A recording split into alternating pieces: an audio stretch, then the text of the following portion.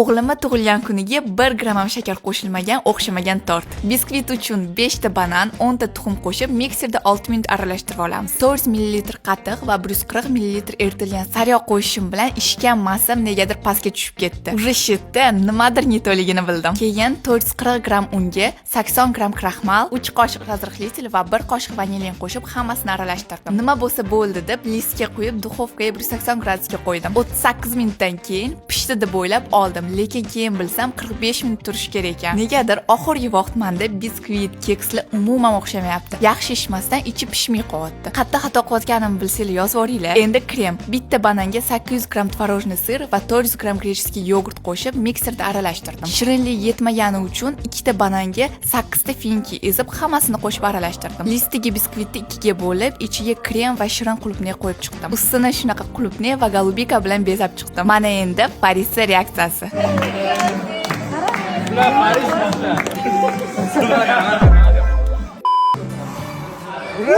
Hammasi zo'r. Bitta shu biskvitim pishmay qolgani yomon bo'ldi. Agar siz men qilgan xatolarni qilmasdan tayyorlasangiz, juda ham shirin chiqadi.